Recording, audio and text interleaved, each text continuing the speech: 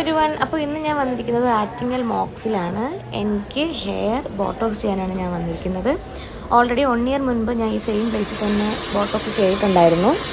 കഴിഞ്ഞ ഓഗസ്റ്റിൽ ബ്രദറിൻ്റെ മാരേജിനായിരുന്നു ഞാൻ ബോട്ടോക്സ് ചെയ്തിരുന്നത്. ഇപ്പോൾ എഗെയിൻ ഈ ഓഗസ്റ്റിൽ എൻ്റെ വേറൊരു ബ്രദറിൻ്റെ മാരേജാണ്. അപ്പോൾ വീണ്ടും ഈ സെയിം പ്രൊസീജിയർ തന്നെ ചെയ്യാമെന്ന് വിചാരിച്ചു. അതിന് കാരണം ഞാൻ ഓൾറെഡി സ്മൂത്തനിങ്ങും സ്ട്രെയിറ്റനിങ്ങും ഒക്കെ ചെയ്തിട്ടുള്ള ഒരാളാണ്. പക്ഷേ ബോട്ടോക്സ് എൻ്റെ ഹെയറിന് കുറച്ചുകൂടെ സ്യൂട്ടാവണ പോലെ എനിക്ക് ഫീൽ ചെയ്തു. കാരണം എനിക്ക് ഗ്രോത്ത് ഉണ്ടായിരുന്നു. ഓൾസോ എനിക്കങ്ങനെ ഹെയർ ഫോൾസ് ഒന്നും അധികം ഇല്ലായിരുന്നു. സോ അതുകൊണ്ട് തന്നെ ഞാൻ ബോട്ടോക്സ് തന്നെ എഗെയിൻ കണ്ടിന്യൂ ചെയ്യാൻ തീരുമാനിച്ചു. ഈ ഒരു ട്രീറ്റ്മെൻറ്റ് എൻ്റെ ഹെയറിന് പെർഫെക്റ്റ് ആയിരുന്നു. ബിക്കോസ് ഇത് പക്ക സ്ട്രെയിറ്റനിങ് ആയിട്ട് കിടക്കത്തില്ല. ഓരോ വാഷിന് നമ്മുടെ ഹെയർ നാച്ചുറൽ ലുക്കിൽ വന്നുകൊണ്ടിരിക്കും. പിന്നെ ആകെ ഒരു പ്രോബ്ലം എന്ന് പറയുന്നത് കുറച്ച് ലെങ്തിയാണ് പ്രൊസീജിയർ. ഞാനൊരു 3 മണിക്കാണ് അവിടെ എത്തിയത്.